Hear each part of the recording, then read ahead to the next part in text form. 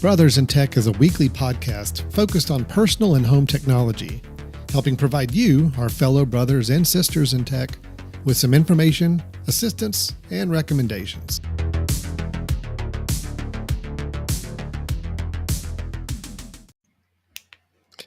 Hi, everybody. This is Alan Jackson.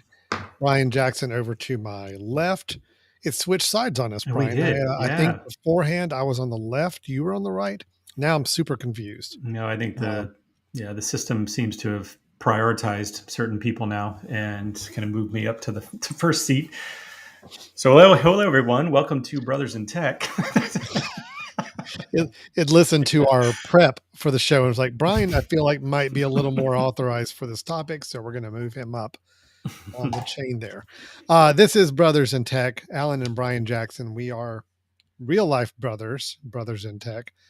We pretty much do this podcast because this is all we really ever talk about. The two of us. The only reason you and I would talk, really, isn't it? This is it. Yeah. We share no other interest. I don't think.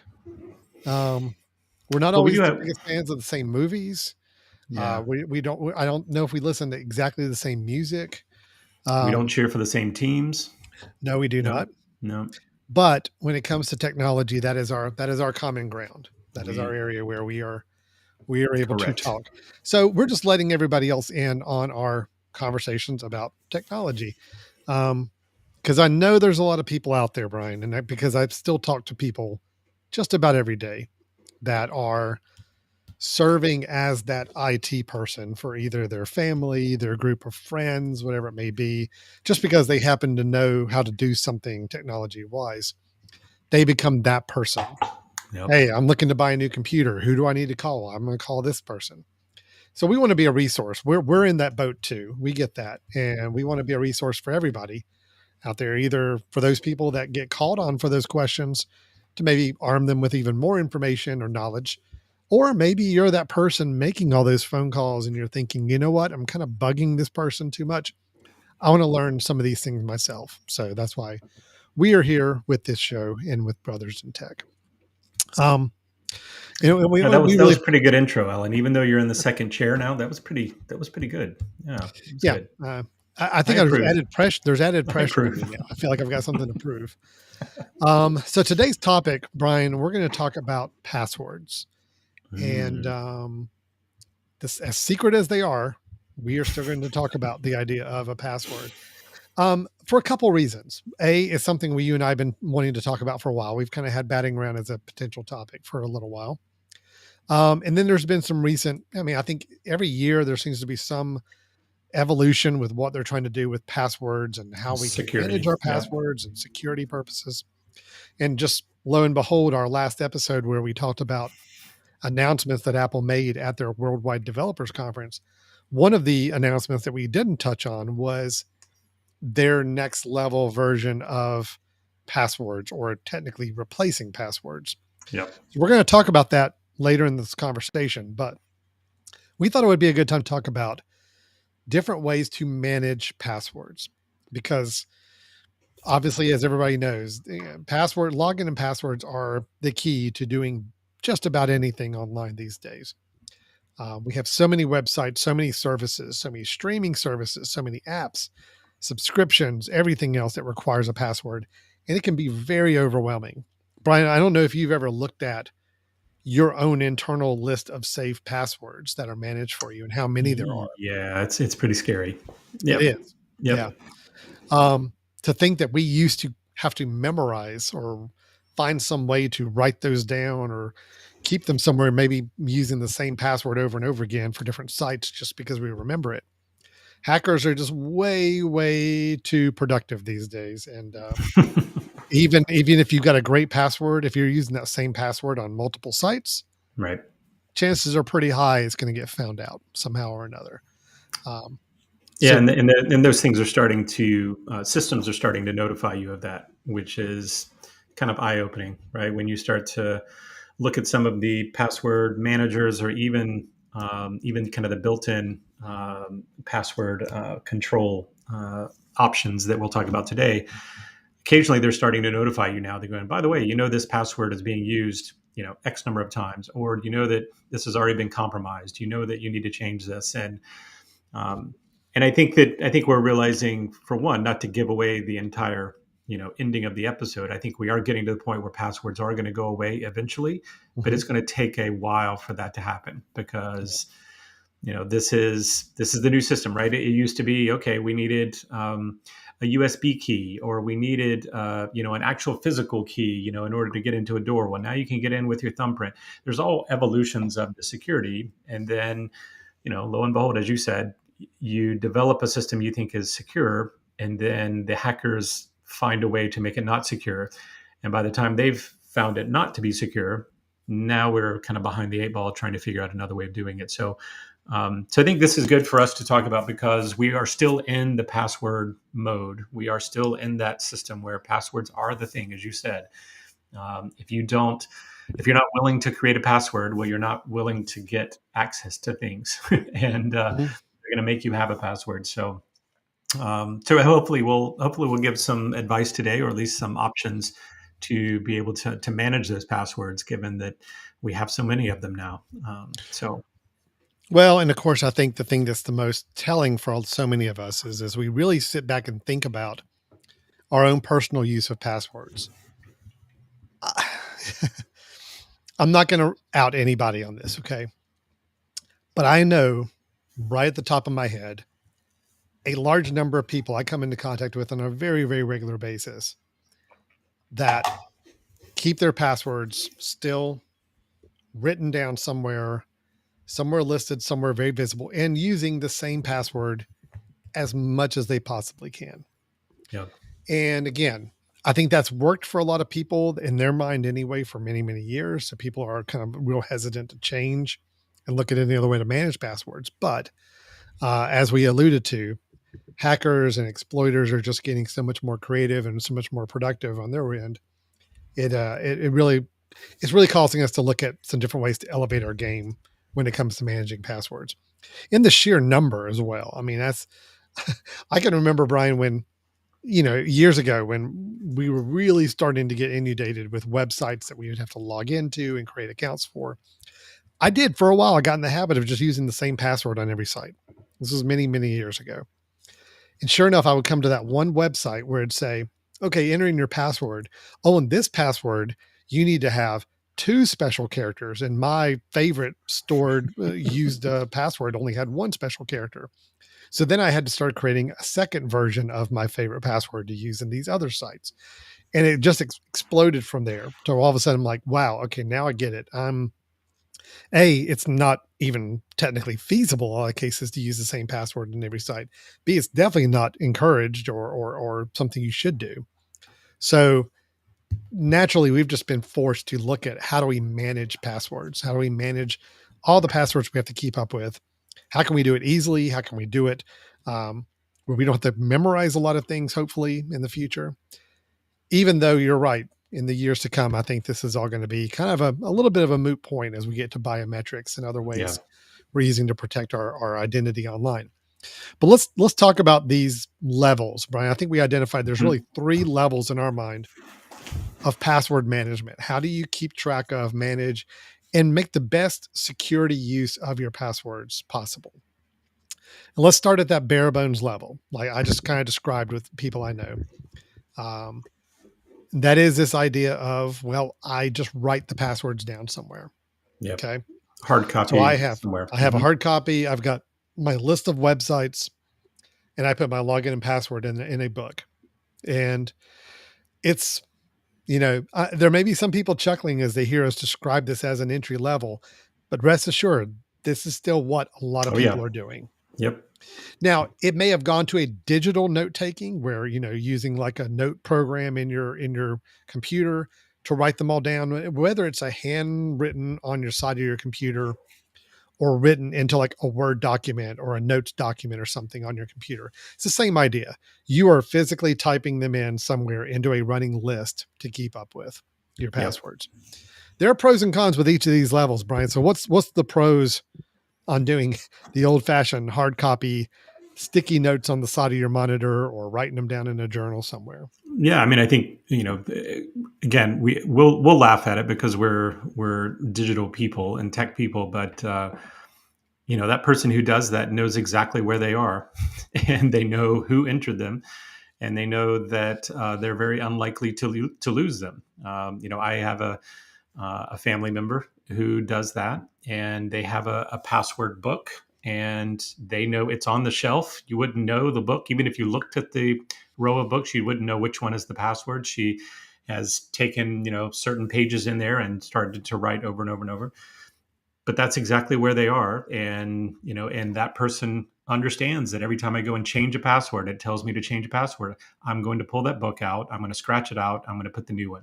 Just like the address book. I mean, you know I my wife is so much better at keeping track of sending birthday wishes and all that stuff. I mean, Alan, you just had a birthday, right? You got a card from Mm-hmm. us, hopefully. I did. Hopefully you got it. Yep. Okay, good. Mm-hmm. So she's so much better at it, but she still has an actual address book. And Mm-hmm. to me, it's like, whoa, this is baffling, right? That you would have an actual address book. But she says, I know exactly where things are. I know when I update them. I know that things saved, right? There is no save Mm-hmm. function, right? I know that it's there. And I guess if you're the one managing it, if you're the only one accessing it, and you know where it is, that's some real pros, right? Is that it's there. It's not going to go anywhere.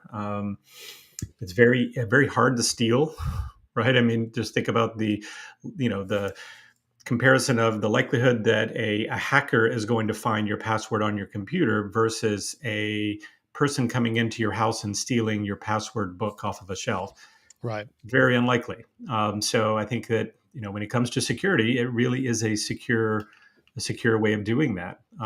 Especially if you take an extra step, and instead of saying this website has this username and password, but if you have a way of having a code yourself of like, this is, I know what this means, and I know what email address this is, or I know part of the rest of it, Mm-hmm. those things. So I think again, we laugh at it because I would never do it again. I've kind of gone beyond that, or at least I think I've gone beyond that. Hopefully I haven't regressed. But I think those are actual positives to doing that. Yeah. Now, of course, there's some obvious negatives, right? Very So obvious what's negatives. the negative? What's the Well, negatives? I mean, it is a physical list that you have to keep up with or have access to anytime you're on a computer. So this was maybe a little better method for people when you had a desktop computer at your home and Right. that was the only computer you had. Keep that journal list of passwords right next to the computer. Kind of makes sense. But now we're on our mobile devices. Now we're on sometimes multiple computers or tablets or other devices. Having that password list with you everywhere you go becomes very inconvenient or sometimes very difficult. It's nothing worse than saying, okay, well, all of my passwords are written in this journal somewhere, but that journal is not with me. And I Right. now need to log into places. I'm now stuck. I have no way to get into those places.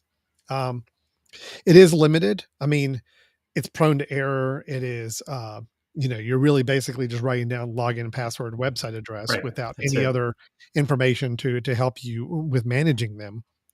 Um, I mean, let's be obvious with this. I mean, all these things are prone to damage or loss or misplacing or whatever it may be. Sticky notes I've seen on monitors, that's great, but what if that sticky note falls off and then all of a sudden Yeah. you're gone and you have nothing to show up with it?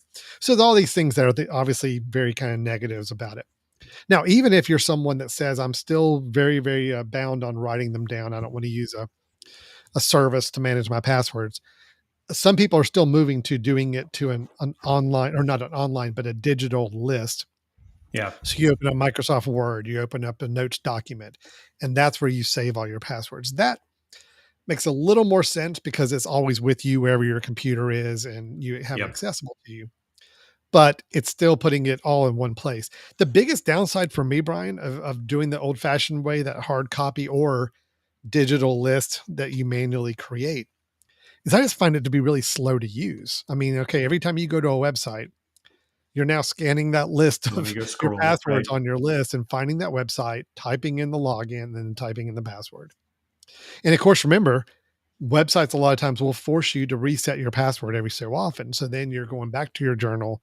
You're having to find your password, having to blank out the one from before, putting in a new one. It starts to become a little unwieldy. And I think there's to be some real problems there. This was probably great when we had 5 websites that we visited on a regular basis. So it had passwords and it was easy to keep up with, but we're not there anymore. We are way past that. Right. So, um, there's a lot of cons to me, a lot more cons than there are pros on the more hard copy or digital list version of this. So, Yep. Yep. Well, so then what's the next level? Right. So if that's the entry level, right, yeah. having to have one location, hard copy, manually kind of keeping it up. What's the next level?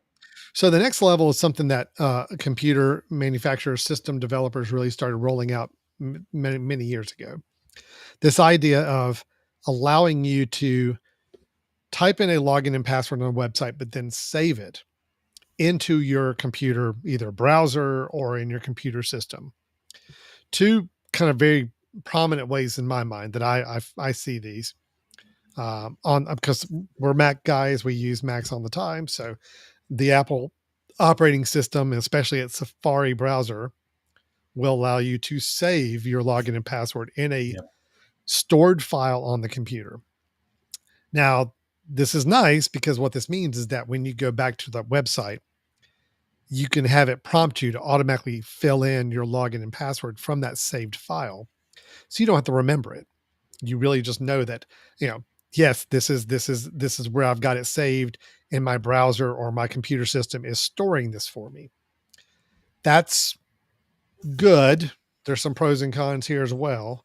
Yep. But at least the one thing I will say is a little bit of a pro over the first level, how we're getting a little bit better with it, is you can have a very unique password very easily for every website or service you go to and not have to worry about remembering it, writing it down, keeping it logged anywhere else. So there's some pros there, but we're also going to talk about some cons with this idea as well.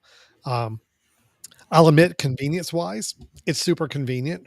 You go to a Incredibly. Yep. website and you just say, okay, I'm logging into my Google account.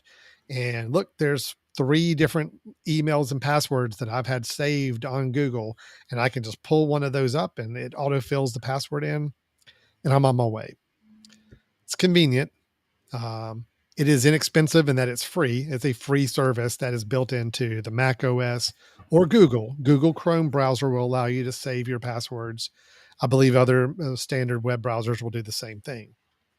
Um, and one thing that is nice also with, at least on the Mac side, I don't know if Google does this. I'm not sure if Windows does it, where if you did go to a website for the first time and you were putting in a brand new login and password, it could actually offer to generate for you a password that is a much, much more cryptic, Yep. longer password.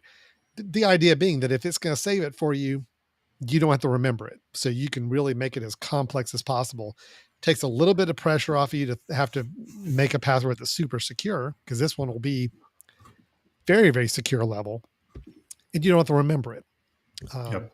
but Brian, there are some cons to this approach too, Yeah. of letting the Yep. browser, letting the computer. I'm going to bring up an example on just of what I'm talking about. I realize that may be kind of hard for people who are not familiar or using this very often, what we're talking about. But this is the example from Google. If using Google Chrome in your settings, there is a place for autofill, and it will save your passwords if you choose for it to. If you type in a login and password at a prompt, it'll ask you, would you like to save this? And if you choose to save it, it will keep a running list in the background of all your logins and passwords. Now, these are at your fingertips to pull up anytime you go to a web page and go in with that. So this is what Google Chrome will do. I know, again, Microsoft Edge has some options like this.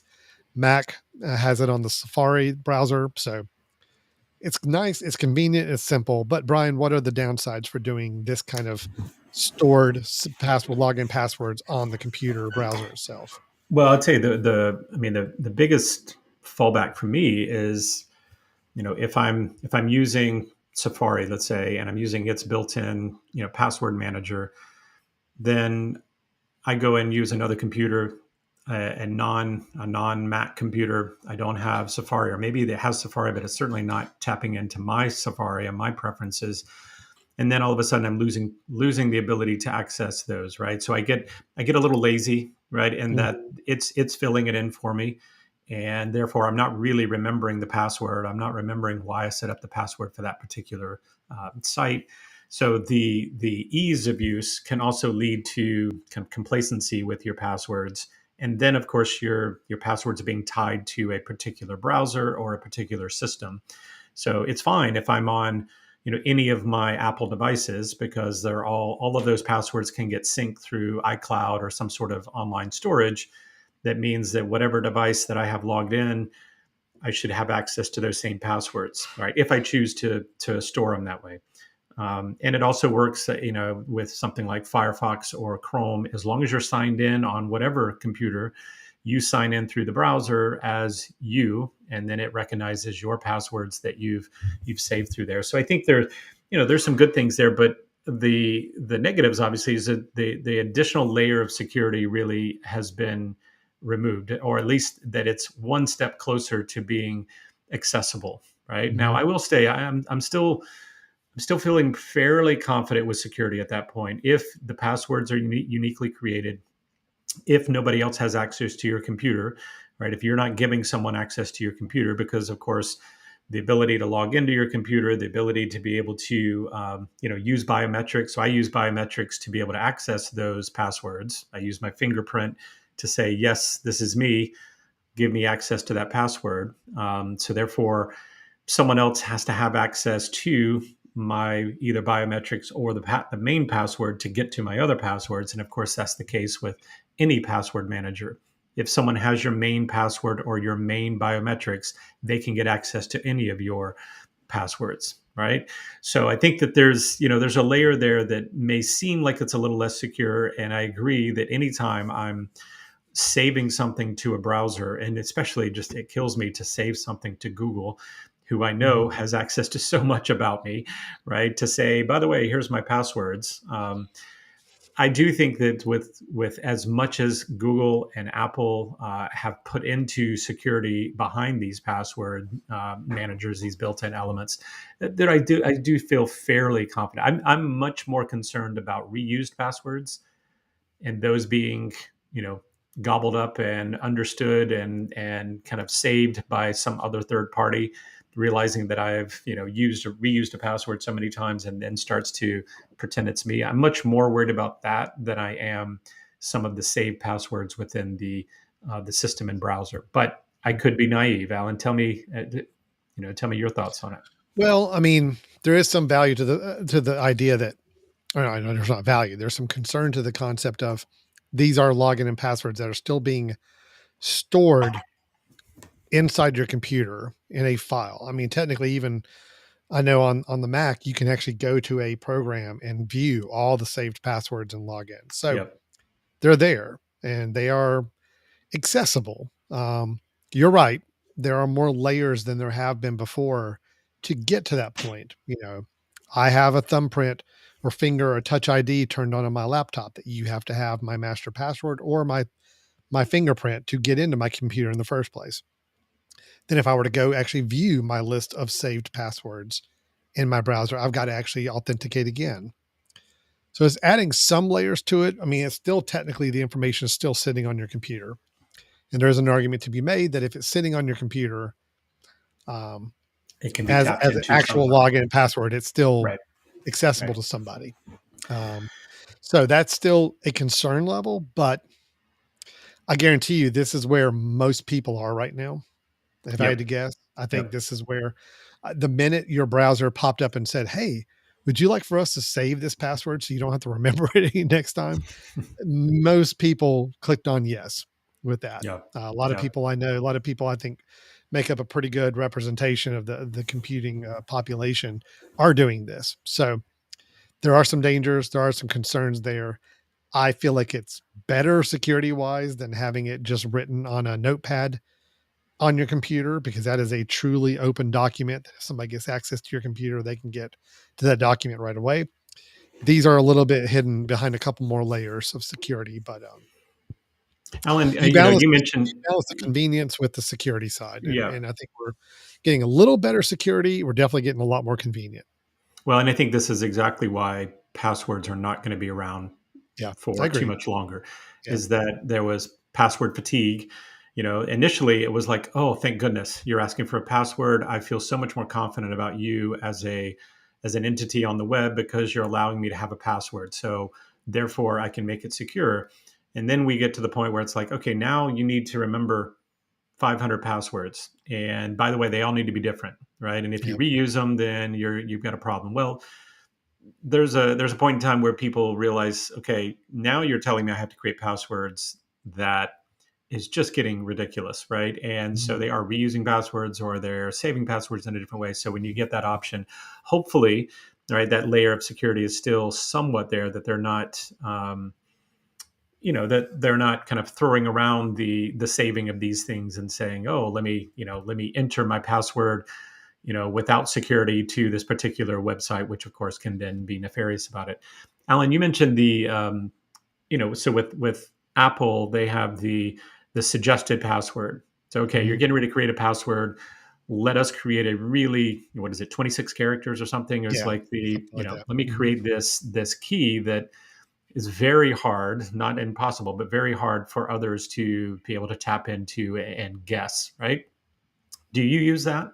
How often do you use that? I have used it on a couple of occasions, yes. Okay, I have If used there it are a some couple as well, but it's not your standard. I'm assuming you don't It's just not, standard and use for it. a real primary Yep, reason that I think we're gonna talk about as a con with this approach too, is I use multiple web browsers in my yep, daily computer life. I use different devices on my computing life. So to have all of my passwords, created and saved on my Mac operating system is great. But the minute I have to hop onto a different device or even a different browser, like Google yep, Chrome on my Mac will not use those saved login and passwords on my Mac system. That's when the problem comes in, because then I'm basically having to create two different lists of passwords based on what browser I'm in, and that's not a winnable yep, situation. yep. So No, it's that's I mean, exactly. granted, I know why Apple, Safari, or Chrome do these things. Then get you locked in on their browser and using Sure. their browser for login passwords. You come back to their browser. You're going to use their browser as much as you can because you don't want the inconvenience of having multiple login and passwords to keep up with.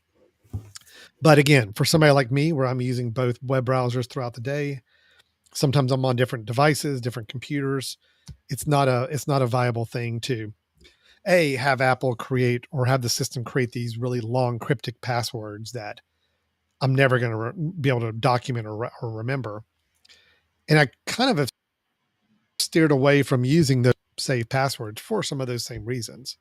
Um, Yep, so there are still some cons with this approach. yep, I think we're yep, moving up the chain. We're getting a little better with it, but there's still some gaps there.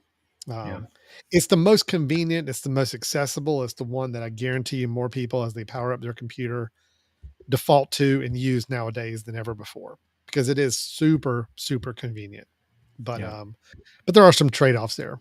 They're yeah. getting you locked into their operating system. They're getting you locked into that browser, and they want you coming back to that browser every single time because your passwords are saved there for you. Yeah. And honestly, if you've got a family member, we talked about the purpose of this podcast, but if you've got a family member that has the ability to be simple with their computing life, one computer and a phone, something like that, then I think these are great methods to use to say, well, let's get you on an ecosystem.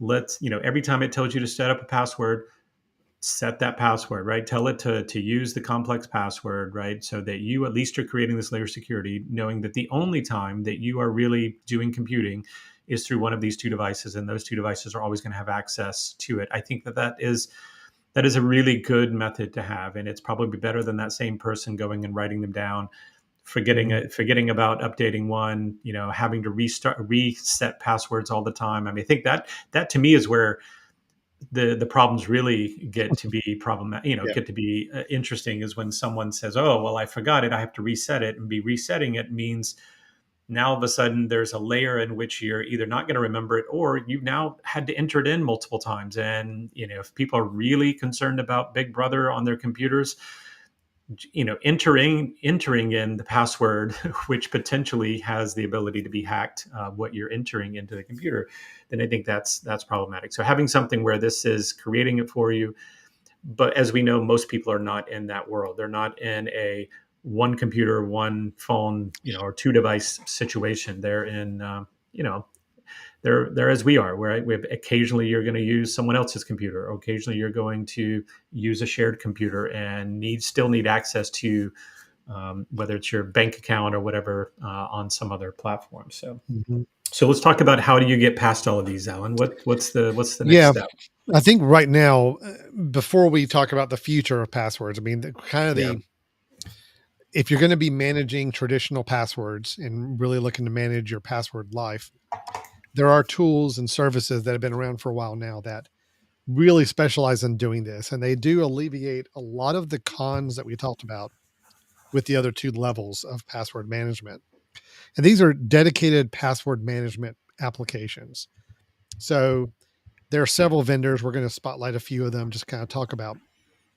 Their whole purpose is to create an application, a program for you, a system that you log into, where it will then become the source of saving logins and passwords for websites, services, and places you log into. It's all protected by a master password setup that you can also lock to biometrics like a thumb ID or touch ID to make sure you are able to get high level security on that master password. But that master password then unlocks all of your other passwords for other service you saved on it. These apps are ones that will either run on your computer. Many of them allow you to install like little plugins on your web Mm-hmm. browser. So if you're Yep. using Safari, you're using Google Chrome, they will have a little icon that gets installed for this particular program. So if you come to a login or password prompt on a website, you can touch that little icon and it will then automatically populate with you as long as you've authenticated that you've logged into the service. It will drop in the right login and password for you. Now, already this sounds a lot like what we described on the previous level. There's a couple differences here, though. One is that these apps, if you get the really good ones and some of the ones we're going to talk about, they're cross platform, meaning you Right. can install them on various machines, various devices. They work between iPhone and iPads and Macs Android and and even Android and Windows. I mean, you can install them everywhere. So that way, every device that you work with on a regular basis can all be logged into the same account. And they're all pulling from that same master locked file of passwords that you've set up. And they can automatically generate or plug them in for you. So again, you're not having to type any logins or passwords, but you are having to log in and authenticate yourself on every device to use this particular app or service. Okay. So Ryan, let me show a couple of examples of what we're talking about here. I want to bring up a couple on the screen here for us. Let's see. I think I've got this. Here we go. So one of the ones in particular, 1Password, and that's the mm-hmm. number one password.com. Again, a very robust password manager. So it allows you to obviously log into all the websites with an automatically saved login and password. But it's not saving them in a accessible file on your computer. It is saving them in an encrypted file. And I think some of them even going cloud based where it's encrypted and saved up in a cloud storage. So it's not just locally accessible. It's not something you could just go do a search on your computer and find Right. the file where it's saving these. But the idea is that you can install it on your computer, you install it on your phone or your iPad. As long as you've logged in and authenticated on your different devices, then whenever you save a login and password from a website, it becomes accessible to all of the devices where you've installed this application. You can also, which is kind of nice, imagine, Brian, you're on a trip somewhere and you're going to be getting on a computer that's not yours, you've never used before. You're not going to be able to install 1Password on it as an Right. application, but you can also log into a 1Password web portal and view your login and password. So at least you still have access to them, and you can still take them and paste them into a website that you want to visit. So to know that it's accessible anywhere you go on any device is good. Um, and security becomes pretty important for these companies because this is what they're designed for. I mean, designed to make sure everything stays as safe as possible. So this is 1Password, for example. I went ahead and installed it here. I've got it running on my computer just to show you what you're talking about. If you come to a page, this is a apple.com. If you're signing into their Apple store, I can click in here. And as you can see, it's got an icon now, a little 1Password icon where I can say I want to use that. And it's going to ask me, you don't see the prompt on the screen, but it's prompting me to use my touch ID to actually authenticate using 1Password. And when I do that, it now sees, oh, I remember, and it sees my little drop down. It automatically gives me something I can fill in. So now when I go to the password side, it's going to also fill that in for me as well. So again, it's all doing it through authenticating with my finger, my touch ID here, if that's what I choose to use as my verification process. And everything's safe. So I'm doing this in Google Chrome. I could hop over to my Safari and do the same thing. And as long as I've got the actual plugins they give you installed on your different browsers, and you can use them in all different forms. It takes what we were describing before about saving it within the browser password manager and just broadens it out to a cross-platform across devices, but also higher level of security in that these are encrypted files, in many cases stored up in a cloud that is bringing down and syncing with your computer. Not as accessible for just somebody going through and hacking into your computer itself. Yeah, yeah, Brian, and not just cross platform, but cross browser. I think is really key. right? Very, very true. That's a big Yeah. one. Yeah, yeah. So you can go Another to one. Google Chrome and you can go to Firefox, and then within the same system, it's still tapping into the same password manager, Yeah. and you can do that on multiple devices. So I think that's probably the number one reason to look for one of these. I mean, yes, increase security. I agree. I'm pretty sure it is doing that, but I also am pretty comfortable myself with Apple and their ability to kind of encrypt my information when it goes to iCloud and that sort of thing. But no, having the ability to go cross browser, cross platform, always have access, and yeah, as you said, their business is on security. So to me, when I'm looking for one of these, because I did have 1Password at one point, I went through and looked at several of these. Certainly, I would only use one that has been used a lot, and there's a lot of articles written about it, and there's a lot of people that have reviewed it because for them to then have a password breach or a security breach is a huge, huge deal. And so and they know that their business is out of business if they have a big, security breach. So Yeah. when I know it's a company that's been around a while, that they're making their money off of being secure, which is what they do, then I get much more comfortable with it. But the ability to go cross platform, the ability to go cross browser, the ability to have other people that you share. Alan, you didn't mention one of the cool things about a lot of these is that you can then say, I'll give access to someone this Mm-hmm. particular password, right? It's like share that Yeah. with them. Maybe I have this really long password and I can then share it with them, and maybe even have a way that it allows me to then go and change it right after the person's used it, or giving them some initial access. But I think there's a lot of cool features that could help to alleviate some of the stress behind passwords. Yeah. So this is 1Password, the application. So again, these services are not only things you plug into your browser, so you can actually click a button and have it autofill for you, but you can also open up the actual application. For example, the 1Password application you get if you become a subscriber to their service. And this is where you can add new passwords manually if you just know some login and passwords that you want to go ahead and type in yourself. But as Brian was just saying, you've got some options.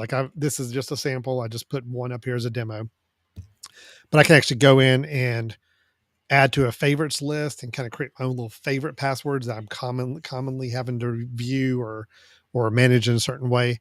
But I do have a share option, like you were talking about. If I want to share with somebody this particular login and password, I can do that. And I also have a private link that I can use as well to get right into this 1Password. Yeah. So I like all the ways you can organize it. It's a lot better than the Apple built-in management of your passwords. Favorites. Watchtower is nice, and that what it does is it's taking a look at every security issue out there going on with breaches, and it's comparing it against your safe set of passwords and letting you know if there's reused passwords, if there's ones that just showed up on any kind of breach externally. It's going to flag those for you, give you an overall rating of how your overall password strength is, and really note for you those that are more suspect or possible ones for a Yep. breach. So Yep. it's nice to have a kind of a dedicated app that's really going to manage all this for you and notify you of everything that could be of a concern with your password management. So again, like you said, Apple, Google Chrome, some of these services do a little bit of that. I know Apple will notify me if I have a password that's being used too many times in too many places. I just feel like if you really want to take it to the right level, having an app that's really dedicated on doing nothing but managing this for you really makes a lot of sense. Yeah. So And now, yeah, and another cool part about so when you go with a manager like this, obviously, just saving your passwords is probably not enough to keep them in business. You know, for them to say, "Hey, we're better than the thing that's already built into your computer that saves it for free." So a lot of these also provide some other benefits. You mentioned the audit kind of function where it can keep track of things, but also things like when I was using OnePass before, I had copies of my social security card in there. I had copies of my mhm, driver's license in there. I had copies of lots of my passport in there. I wanted the ability to say, this is all the stuff I want secure, but I want access to them. I want to always have access to them at some point, and I don't want to just save them as a photo on my phone. I feel yeah, much more comfortable if it's being saved kind of in this locked feature. So, yeah. obviously credit card information, that's an obvious one. It's going to fill in, but a lot of those other things that, you don't think to yourself, oh, you know what, I have those in a lockbox and I only have access to them if I come home, and look in that safe. But now you can potentially save them behind a firewall as well, which is kind of nice. Can I just say for the record too, this is one thing I believe is going to be rectified in the new Mac operating system. But right now, wireless routers, meaning your wireless networks, where if you log into a wireless network, let's say you have your home Wi-Fi network or a work one, and you have to have a password or a passcode to get into that Wi-Fi network, you can have it save on your phone, where if you're connecting your phone to it, it saves the password. But have you ever tried to actually get that password back out, like to see what the password was for that wireless network, Brian? Hmm. I don't know if I have. Yeah, I mean, I know Okay, where they are. I know where where it says this is a network that I remember, that I remember, that I yeah. remember. But I don't know But if about you actually actually go finding in the to try to, password. you can't go back in and retrieve the Hmm, password. So the interesting. problem there is, okay, well, I just had this happen today. I was setting up for an event at a place and had multiple devices. I was trying to get on the same Wi-Fi network, and I have it saved on one computer or one phone, and I'm trying to find the password because I want to get the other ones logged in that same network, and I can't get to it.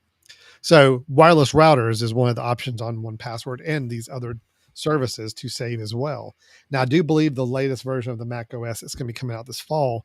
I do think that one of the things they said is that you would be able to actually see Oh, Wi-Fi nice. passwords if you chose to, if you logged in authenticated. So that way it's accessible to you. But right now they're not, which I think is kind of Yeah. interesting. So yeah, a lot of things you're saying that you can actually add into a company, into a program like One Password, outside of just purely login and passwords for websites, Yeah, reward and for programs, people out, yeah, passports, all those things. right Yeah. there. I was going to say bank account, right? Bank account's one of those that, I mean, there's a number of times that I need to know the bank account number. Either I'm making a call because something has happened and they need to know what's your account number or what's the last four digits of your account number, or some of these things. And I may not be at home. The only place I really know how to get that is, in my statement that may have come printed a while back. I can go Sure. online, but a lot of them, even if I'm logged in, will hide the account number because they don't want that visible. So here's Yeah. a great way to have all of that stuff that potentially would want to store in a file cabinet, or you'd want to store in a safe. If you believe in this, and of course, given that these are things that you're going to be paying for, that they are known for security, I feel a little bit more comfortable about saying, now I have access to this. And more importantly, Alan, not only do I have access, but my spouse has access. And so Mhm. this to me is one of the reasons I'm looking back at doing a password manager. I'm going to get a little, a little sad here for a second, but I just went to, a memorial service of a friend of mine that passed away, and Mhm. I was helping to take care of his digital life. At the time he was, he had lots of technology, lots of logins, lots of things that, I was helping him work Mhm. with, but I wasn't working with his wife. And now, he unexpectedly passed away. And I'm thinking, okay, you know what?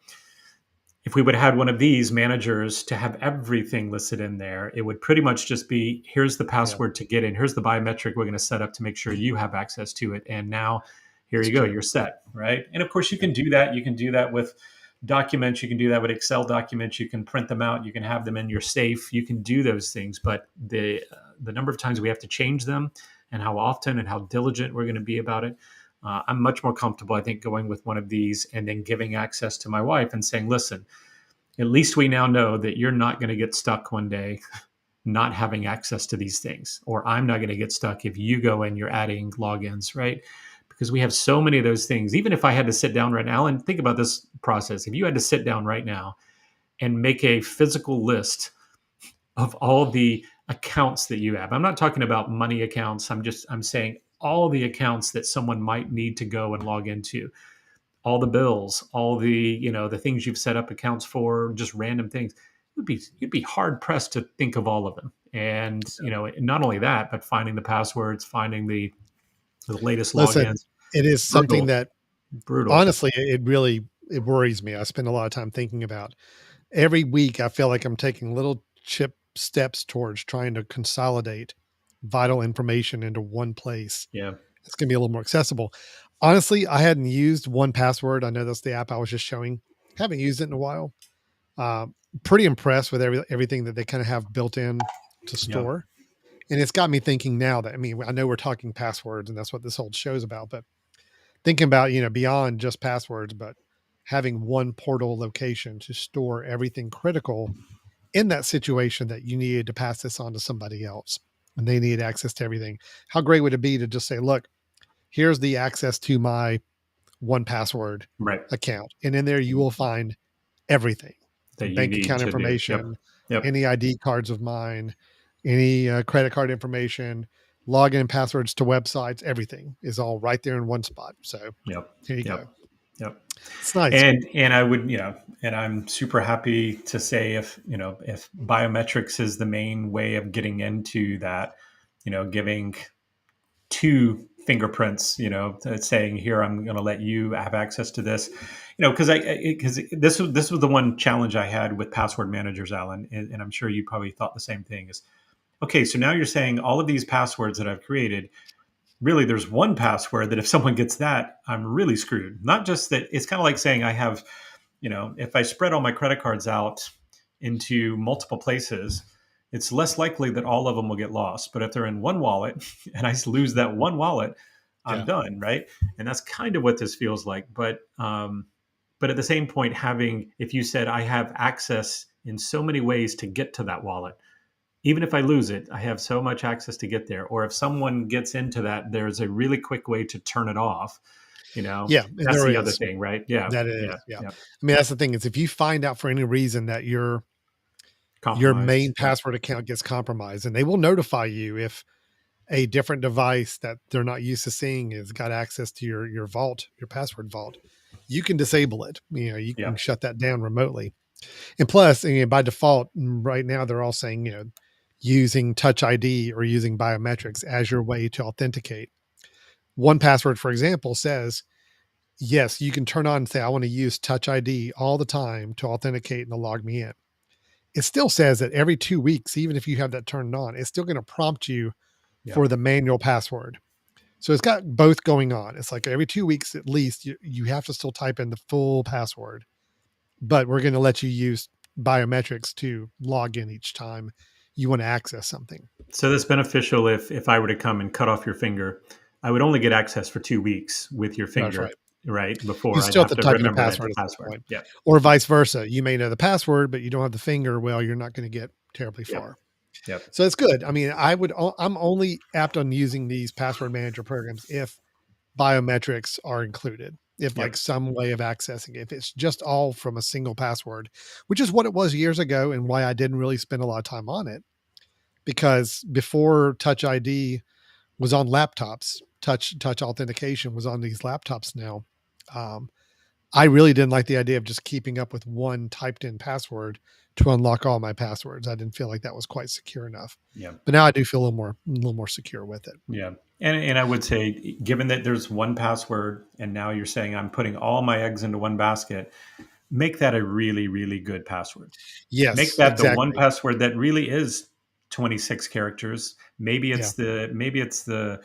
Um, maybe it's all the letters to the words of your favorite song or lyrics, Mhm. and you're including, dollar signs for every S and blah blah blah, right? Whatever it is, but you only have to remember one, and you remember that one, and it's a long one and one that no one else is really going to guess, or it's going to take an awful lot for someone to guess or tap into, and change it Yeah. often, right? Since it's Yeah. only one, change it every month. Oh, sure. Change it often, because that was the reason why people started screwing up with the passwords, because one, they didn't want to change them, and they didn't Yeah. want to make hard ones because they wouldn't remember, and they wouldn't make a lot of them. Well, now this will make a lot of them, and this will force you to change it because it's only one, and it's Yeah. only one to remember. So I think Yeah. this is key, right? Using a service like one password, another one is LastPass. Same idea. It works very similar. Yep. Another one that you were just telling me about, I'm not familiar with, but I was kind of anxious to check out is Yep. Keeper. Yep. Is another one. There are several. Again, like Brian said, I would only use ones that are pretty reputable. Um, Right. really read up on these and make sure that you're not getting some little fly by night operation to manage your passwords, because that could be a recipe for disaster. Yeah. Finding one that's got a very reputable, it's got a lot of good feedback, a lot of good reviews, a lot of good online review sources of it. And, they all do basically the same idea. They may have Right. some little differences with the way they interact with you or some of the organization options you have with your passwords.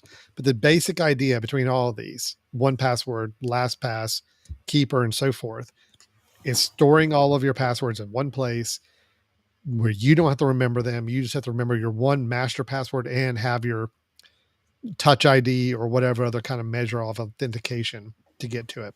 Yeah. And you can put these services on all your devices, have all your passwords available anywhere you're interacting with a computer device. Yeah, and Alan, can I Yeah. just make a Yeah. recommendation of when you are looking for services like this, and not just with Password Manager? Of course, that's a really important one, but with any services these days, I have gotten the sense that if you're someone that says, type into Google, what's the best password manager, right? The very first thing that you're going to get is probably going to be a Mhm. sponsored link that says, this one is the best password manager, and you don't realize that that one's probably being sponsored by that particular company. So I always suggest at least, pick 5 websites that are independent of one another that are doing some sort of review. So here you go. Right, the first few, when it says ad. Don't Yeah, it says ad right there at the beginning. That is an ad. Just because they say 2022's best password manager, that's not an actual source saying that. That is the company themselves saying it, because that is an Yep. ad for their own product.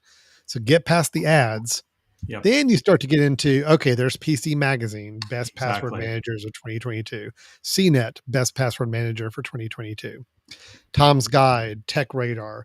Yep. Those are the sources, you're right, you want to look for and really read up on and find the And right do ones. multiple. Yeah, pick 5 articles. Just do a quick scan. They'll all give their list, and if you find Yeah. something that is being represented high in all of those lists, then it's going to be fairly reputable. But I if you can go already to see one just and reading see, this. Yeah. yeah, Keeper is mentioned as the best for PC Magazine, yeah, as well as LastPass. One Password is mentioned by CNET. Tom's Guide has LastPass, One Password, Keeper as their yeah, 1, 2, and 3. Dashlane's another Yep. good one. Dashlane's good.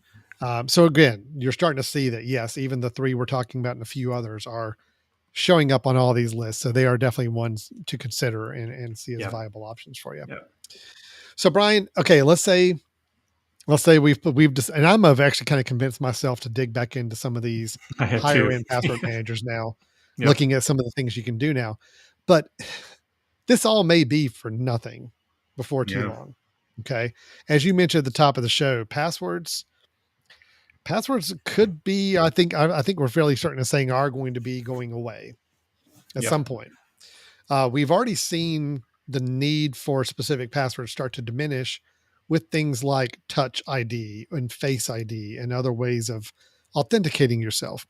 If you think about it, for your phone, it used to be we had to type in a code to unlock it. Now, I guarantee you, none of us type in a code unless the phone's rebooted and we have to do it the first time or so. Everybody's using their finger or their face to unlock it. Those are biometrics, meaning they're using something on your body, some physical part of Yep. you to authenticate yourself. Apple, just in their last Keynote. Worldwide Developers Conference keynote, introduced that with the next version of their operating system, there's going to be a thing called passkeys. And the way they sold this, and again, this is not revolutionary. Other companies have been moving to this, but again, if Apple starts to build it in their system, it normally means there's enough momentum behind this idea to really propel it forward. But the idea of passkeys is that it will be using your biometrics exclusively to create and manage your accounts of places online. So in other words, there are no passwords.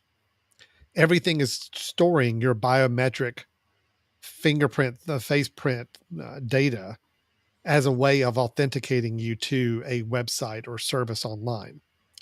So there is no password. There's not anything to remember.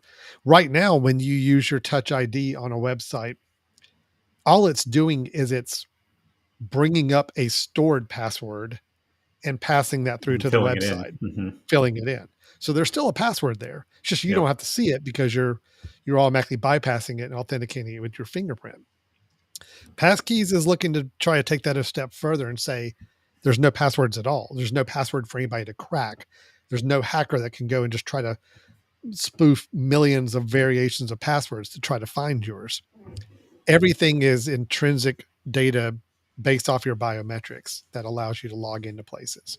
Um, Brian, thoughts on this? I mean, this is the way things are going, right? Yeah, no, I absolutely the way they're going, and I think they're going to continue to improve this. I mean, initially when Face ID came out, there were ways of spoofing the Face ID, and then it got better, right? It started to get depth camera so that it would recognize that okay, this wasn't just a picture or wasn't just a mannequin version of your face, all of that, right? So it's getting better and better and better, and it's going to start to use things like retina scans. It's going to start to use Mm-hmm. other ways in which you have unique identifiers about you.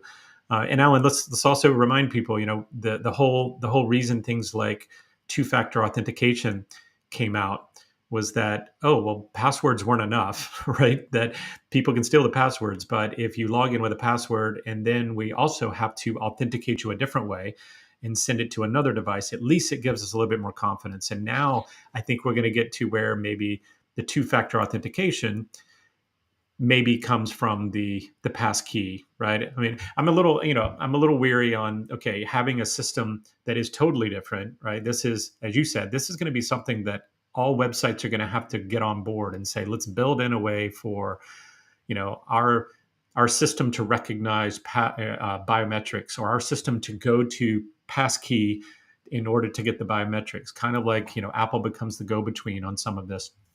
And that's going to take a lot of buy-in, and like a lot of it's going to take companies building that into their system, which is going to cost money, which some companies are not going to do for a long time. But I could see the fact that two-factor authentication already being in place, where they say, you know what, we already have two-factor, but if we can add this as a possible second factor, like the biometric from their phone or the biometric from their computer, I think that's going to be a first step of this, or at least a way in which that can be built in eventually, getting to the point that those passwords go away. Yeah. And it makes total sense, right? I mean, people could be saying, well, if I'm putting my fingerprint and it's sending my fingerprint data over to that company, what's to stop that company from having a digital version of my fingerprint that it can then use? But that's where you have to make sure that there's some sort of encryption that you can be very comfortable with. And of course, Apple is one of those companies that, again, if they had a data breach or if they showed that there was a security breach, it would be a nightmare for that company, because they, are preaching security, and they are kind of, Yeah. putting their flag in the ground about security. So I think this is fantastic. I mean, you know, the fact that we were requiring people to remember things, and given that we had to remember so many things, people were getting lazy and not doing smart, techniques, and therefore becoming less secure. Again, that's what led to two-factor authentication. They said, well, let's just double it. Let's just make it two times, the password or the authentication. I think we're getting to the point where, let's get to some things that people can't replicate, and it Yeah. really is you. And I think it's going to include Yeah. lots of things, right? There's going to be voice and fingerprint, and there are all sorts of ways in which people can assure that it is you. And I think that's the key, right? I agree with all that. Couple of caveats I see, or at least not caveats, but things that I think are going to have to be addressed at some point along with this. One, it looks like Apple's already addressing. Again, this is a page from their developer site, meaning this is very early notes Yeah, on this technology. But it does appear that, like you said, websites are going to be required and services are going to be required to adopt this technology of passkey to allow this to be used to log into their site. Um, but the good thing, at least on Apple's notes, I mean, how valid it is, we'll see that they will work alongside passwords for a while too. yeah, So if you're a website that doesn't want to integrate passkeys using biometric data as your way of authenticating somebody, they will allow the passkey environment to basically still generate that password in the background and pass along to your website. You're still using your thumbprint, your face print, or other biometrics to log in, but it's still using the password in the background. Again, that's very similar to what we already have now, yeah, but it is saying that it can kind of work in tandem. So they are realizing that not every web developer is going to be able to move their site to allowing passkeys going forward, like from day one. It's going to take some time. The second thing I'm a little just questioning about, I love everything we're talking about. And I think from a security purpose, this is where we need to be. This is where we're going to be hopefully very soon. However, I have a Netflix password and I'm going to use passkey to automatically log into Netflix every time I want to watch Netflix. That's great. I happen to have a son in my house that also will use my same login and password. What happens there? Because all of a sudden, if we're now tying it to biometrics, or we're going to have to identify multiple people's biometrics that you want to combine into a single passkey, if you want to share your quote password with another family member, that becomes a question mark for me. Because as much as problematic as passwords are, one advantage is I can still write them down to you can, someone and yeah, say, you can share them hey, easy. Yeah, you need access to my account. Here is my login and password. yeah, There you go. yeah. And you got it. Well, and that's just the Biometrics then take difference. that out of Yeah, the equation, but yeah, it is something I think we're going to need to contend with. Maybe it's a family sharing type of situation where you can choose to have certain passkeys sure. work across a family environment if you have other people registered as family members. I don't know. That'll be just something interesting. I'll be waiting to see Yeah. what happens with that. But by all means, from a security purpose and where we need to be with passwords, this is definitely the right move to be taking. So Yeah, and and what Apple is doing, and I know Google is doing the same thing, and a lot of these bigger companies are trying to create their ecosystem where they're hitting these things from lots of different directions, right?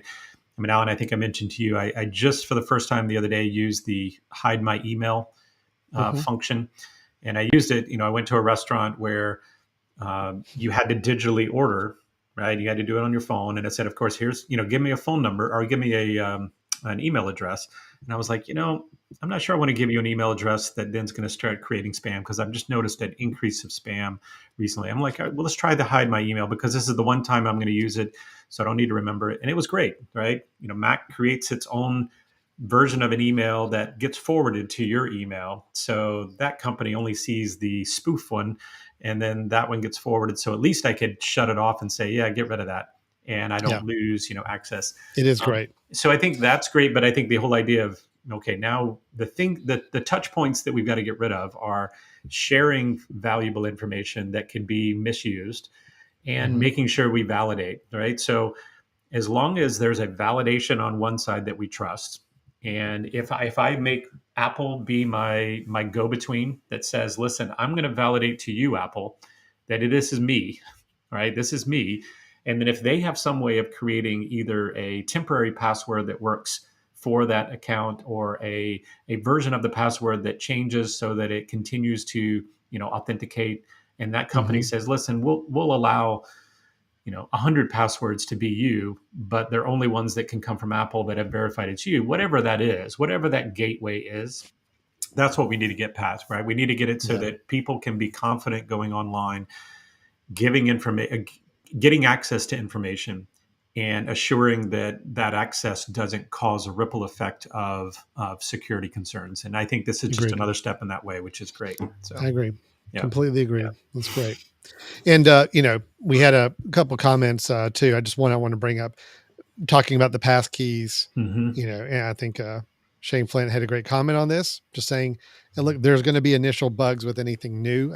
He's exactly right. Every yep, iteration of password management we've seen, there's been some quirks, there's been some things to work through, but he is right about this. The bounty, for hackers to actually go after and try to find ways to exploit this, yeah, it's uh, going to be it's big. going to elevate too. Yeah, So, yep, because I mean, there again, if you could find a way to crack into biometric level data and find a way to replicate that, it does open up a lot more opportunities.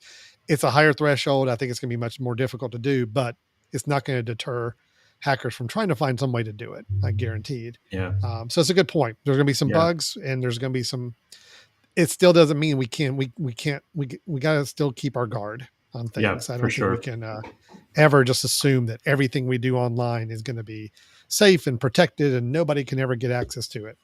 It's just, Yeah, what are these companies now doing to give us the highest level they can possibly give us that we all feel really comfortable with? And I like the evolutions that passwords have taken. We're still not there to that perfect nirvana yet, but I mean, I am happier with where we are now than we were 10 years ago, for sure. yeah. So, And that Shane's always got some good comments. So well, I Shane, appreciate that. if I remember correctly, Shane has some involvement in the security world. So I So figured this we topic shouldn't might have. be. Are you saying we shouldn't have shown his name just now? That we should have put an alias. Yeah. So Sorry, Shane. Yep. Shane's definitely more of an expert in that field. So we Yeah, may have to do a follow up and see if Shane can come and join us and kind of that'd be fill in great. and That'd be great. especially correct us on anything we said wrong, because I'm sure there may be some of that. Yep. Yes, just Shane said yes heavily. He is Heavily heavily in the involved. security Yep. arena. So yeah, And his good name job. is not Shane. That is Yeah, a right, that's an secure alias, right? Yeah, alias that he's created. Yeah. No, good deal. I think we're going in the right direction. Unfortunately, the balance between simplicity and security has always Yeah, been at arms, at a head to each other. So I think we have to realize there, if we can get to things where things will still be easy but more secure, and that's where I think the biometrics is really coming in, is that it's going to be easy to put your finger up on the fingerprint reader, a lot easier than it is to try to remember something.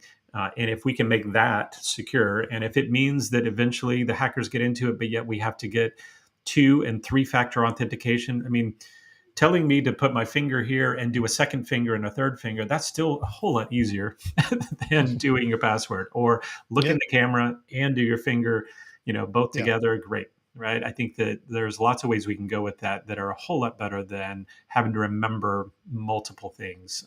So this is Anything great. with keystrokes, Yeah. keystrokes can be tracked. Keystrokes can be monitored. Anything with having to type in a key, any combination of letters and numbers is still so susceptible right now. So Agreed. Yeah. the quicker we can get away from that, the better. I think our biggest takeaway from this is we do recommend having some form of management of your passwords, both from a security standpoint to make sure that they're not just easily accessible to anybody and everybody that could get onto your computer.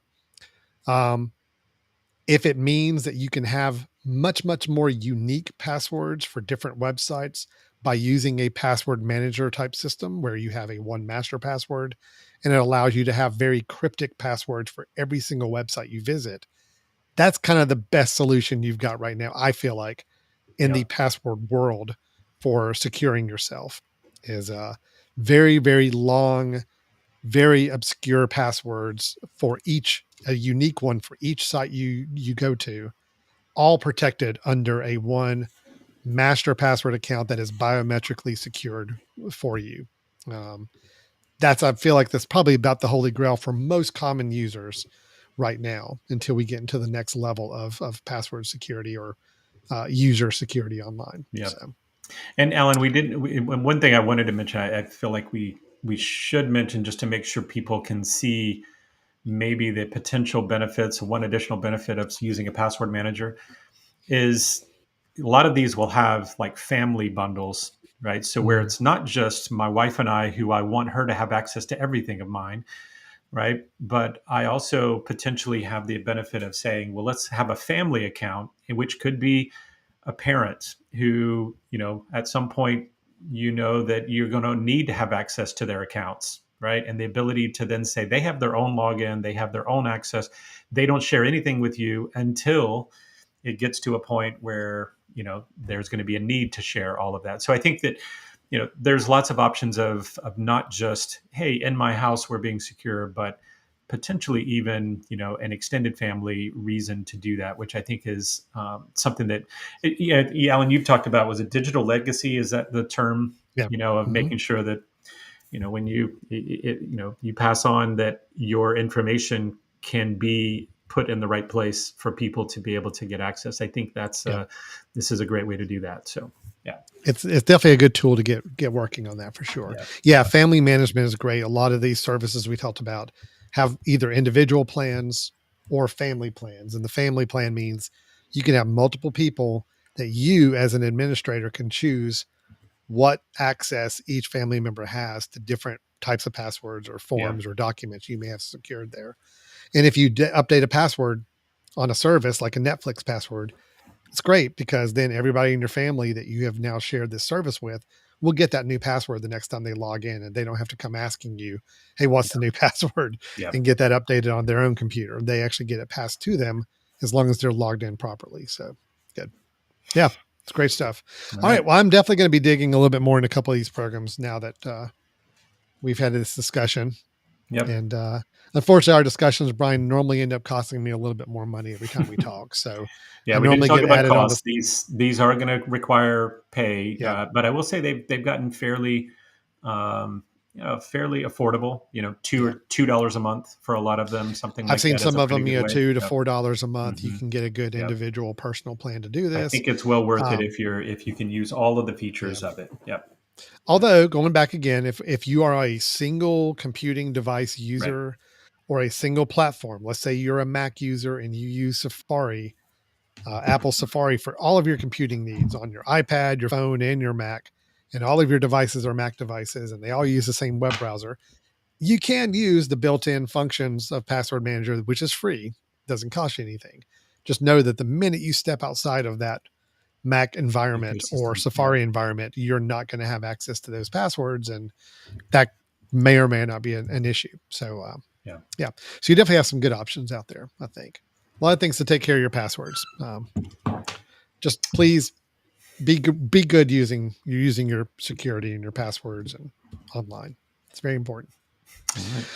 All right, Brian. Well, if anybody's got some thoughts on this topic, password management, and just some different options and tools you've got available to do that, how can they share that information with us? Yeah, they can send us an email at info@themesh.tv. And info@themesh.tv. So, I would love to hear from people that have used other password managers. We mentioned having OnePass or One Password, LastPass. We mentioned Keeper, but I'd love to hear from some others that say this one was great and why, so that we could pass that along to our listeners. You could also go to the website, which is www.brothers-n-tech.com. And we'll start to provide a little bit more updates there, a little bit more regular on things that we hear from users. We can pass that along that way rather than waiting for an episode. So yeah, great. All right. Well, that is the end of our show today, Brian. As always, it's always fun talking. Well, tell the family I said hello. This will be the last time I talk to you until next week. So all right. Yeah, right. And even then, it's like the bare minimum text of, are we recording? Yes. What are we talking about? This. Okay. See you at 8:00. And all right. It. So yeah, we keep it pretty simple. All right, everybody. All right, bro. Thanks so much for watching or listening, and we will talk to y'all next time. Take care. Bye-bye.